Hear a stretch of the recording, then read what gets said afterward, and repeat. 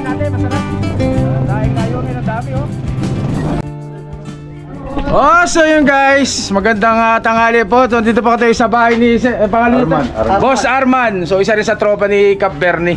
So member din po ng Baskor, Bonsai Society Club of Rizal, mga kabonsai. So pinasyal naman tayo sa bonsai niya, mga kabonsai. Napakarami ring bonsai dito. So ayan oh.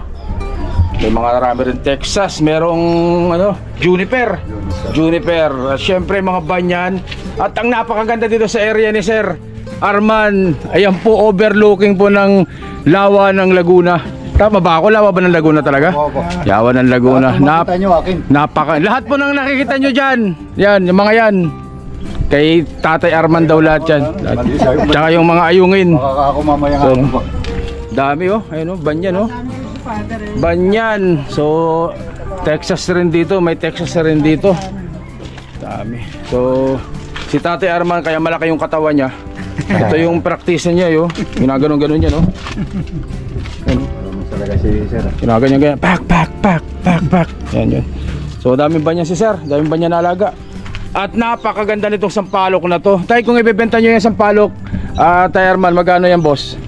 Dati po yan ay ano eh. Isandaan ng offer nung una. Offer o benta ninyo? Benta po. Benta 100,000. Yan, ang ganda. Ang laki. Oh. Yan, ito yung kamay ko para makita nyo ha. So ganyan kalaki ha. Pinakampuno niya oh. Ang malupit ito, tapering talaga. Paliit to. Ang ganda.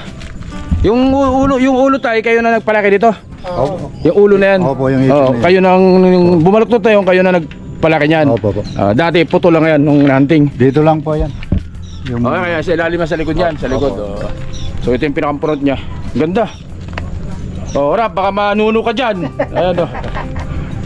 Ganda. Namunga na sir, namunga na? Namunga po. Namunga, ganda. Tsaka kaya maganda dito sir ni Tay Arman, talaga yung araw.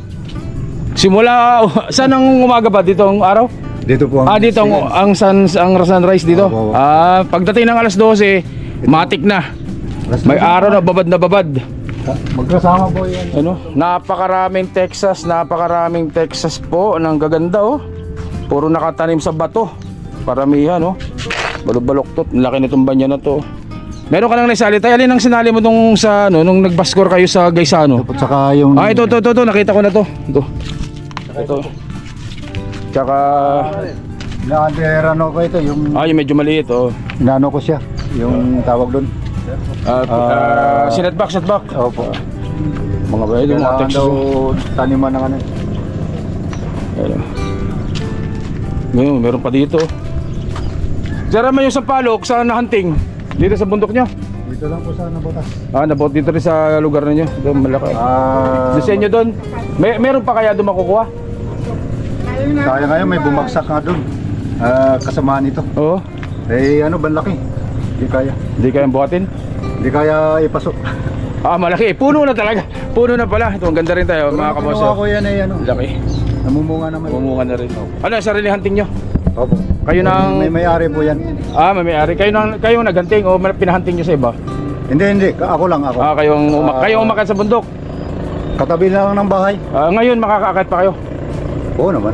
Tara, mahunting tayo. Sa sunod, pupunta ako dito para maghunting sa kanila. Maraming magaganda sampalok oh. Sariling ano yan, yung ano niya, yung wood ano niya, itong natural yung carving, mga carving. Hindi pa natural. Ayun oh. So meron ditong literati. Alin tayo dito ang pinatubo niyo dito? Magmula po yan dito. Dito ang putol. Narito po. Dito po ang putol yan, dito sa mga. Dito sa mga. Okay. Ito, kayo na nag-carve. Opo. Ang ganda oh, literati. Bunga na yan. Yung ganyan kaliit? Maraming bunga yan. Bunga yan Alin to yung kagaya yung sinasabi sa akin matamis?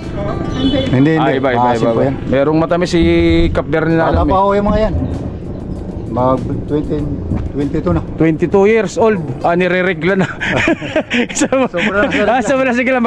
Magbubuntis na pala yan. Ang daming banyan no? Ayun, no? So may mga banyan dito, mga nakaraklaswing. Ano? Red Balete, syempre. Daming Texas ni Sir Arman dito sa lugar niya. Ganda ng area oh. Tapos syempre meron dito si Sir na ano, punching bag oh. Kaya magandang katawan ni sir, ano, maskulado eh. Puti na akong buhok. Puti, buhok lang yan. Ano, daming Texas mga kabonsay oh. Ano. Kala ko Si Tay Arman, si Boss Arman, siya ang tropa ni Cap Bernie dito. So, ilan kayo nagbobonsay dito sa lugar nyo? 4, pero dati madami ano. Pero Baskor, mga Baskor yan. Hindi. Yung sarili-sarili lang na halalaman. Pero maganda kung maging member sila ng samahan para mas matuto, mas makilala sila. So, exposure so. dati ako bonsai yan. Itong Pinanim ko na rin. dating nakapaso lang. Opo. Maganda, astig oh. Oh, kames ni sir oh. Ito. Yan Ganda po oh. yung nilaban ko dati, kaya lang pinaano ko muna. Ito. Nakabato rin na, nakaklasping din na ano, Texas sa bato, ayun oh. So nilagyan ng extension para mas lumarga pa. Mas lumaki-laki mga sanga, mga ugat, lumaki. Yan oh, ang ganda ng area nila oh. Yan. So dito po kami Nabotas, Barangay Nabotas, Cardona, Rizal.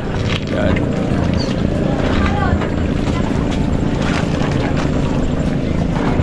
Ganda ng lugar.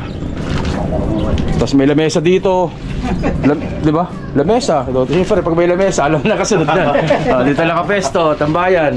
May nakita sa loob. Pakita ko pala sa inyo yung nasa harap yung bahay ni Sir Arman dito. Meron pa ditong Red Balete, tsaka Banyan. Ito yun. Gandang Red Balete oh. So ganyan kalaki. Red Balete po yan mga kabonsay. Pinapatapang mo na. Ganda rin.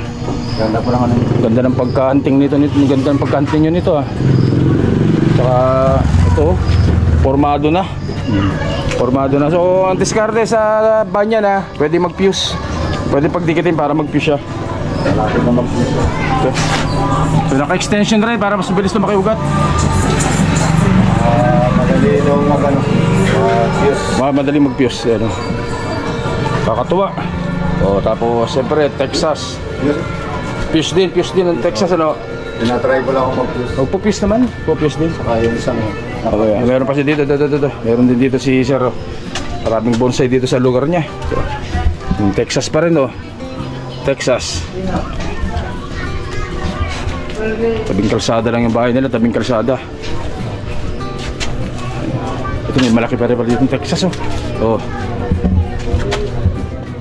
Texas sa bato. Ayun So ano lang ni tata yung bato, ginawa-gawa lang. Semento. Argaw, Kamuning Bilog. Ano tay, hunt niyo? Opo. Wala nang meron ba ganyan pa ngayon? Siguro. Baka meron pa dumahanap. Pero inubos na talaga na. Inubos na nila dati ang mga malalaking Kamuning Bilog. Inubos na, kaya swerte yung mga nakauna ng Kamuning Bilog dito sa Rizal. Malalaki pa nakuha, ngayon talagang maliliit na lang. Sana kayo, tatatlo yata ang Kamuning Bilog. Oo nga, puro Banyan marami si Sir. Banyan, Texas. Napakadami. Yung Banyan kasi madaling mag-propagate, madaling magparami ng Banyan tsaka Texas. Tusok-tusok lang cuttings, mabubuhay na. Kaya maraming mas maganda. Ito. Maganda rin mga kabonsay Ito, exposed roots. So ang tawag dito, may mga air roots tawag yun. Ganda. Isa na sa nagpapanganda yung nagmumukhang matanda talagang halaman o banyan, mga balete kapag may mga ganyan. Ito, bagong kalbo. Ganda. Yan. So ayan po yan yung mga halaman ni Sir Arman dito sa Barangay Nabotas. Ang ganda ng area niya. Talagang babad na babad sa araw ang mga bonsai niya. Ito yung Texas, ang gaganda Sir Arman, yung mga Texas, mga pambenta ba? Hindi nagbebenta si Sir nagbebenta rin. Okay. Ayun. Yun. Talaga. Tayo na guys. So Ganda ng salamat kay salamat kay Sir Arma sa pagpapasilip ng kanyang mga bonsai dito mga. So hanggang dito lang po muna. Stay safe at syempre God bless sa mga kabonsai. Muli Barangay Nabotas, Cardona Rizal. PM lang ba kayo? So maraming pambentang bonsai dito mga kabonsai. Maraming salamat po. Thank you.